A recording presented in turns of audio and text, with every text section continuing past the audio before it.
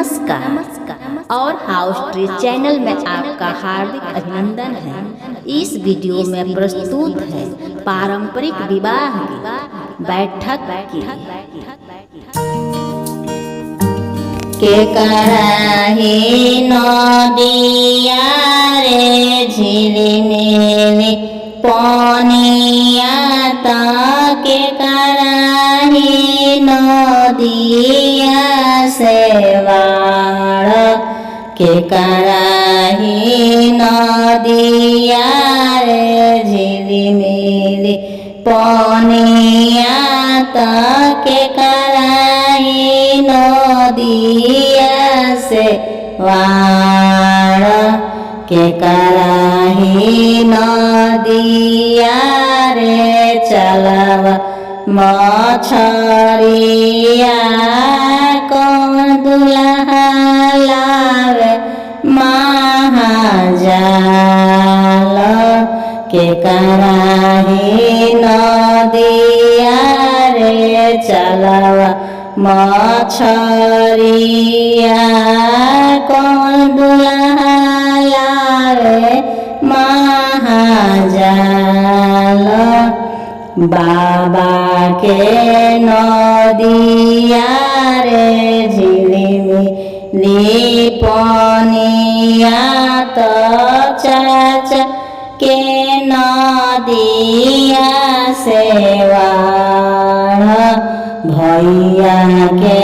नदिया रे चलवा मछरिया जान दुल्हा लावे महाजाल बाबा के नदिया रे झिलिमिली पनिया तो चाचा के नदिया सेवाड़ भैया के नदिया रे चलवा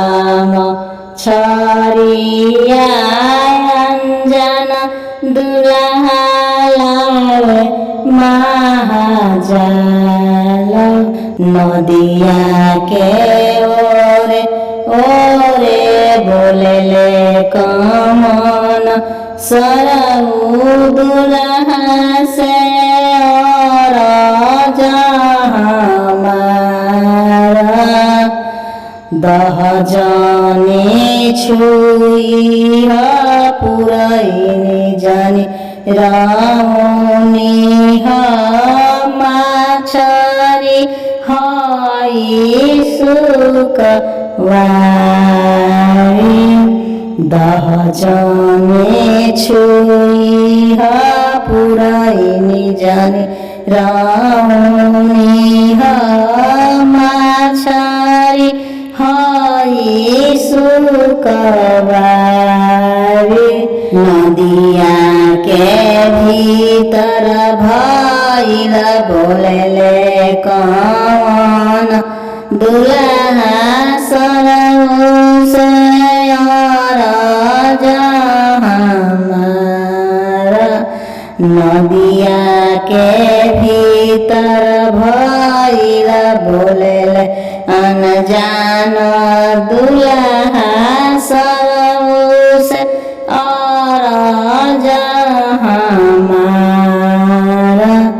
दहम छुआबी पुरैनी हम रौनबी माछरी लेबो बझाई दहम छुआबी पुरैनी हम रौनबी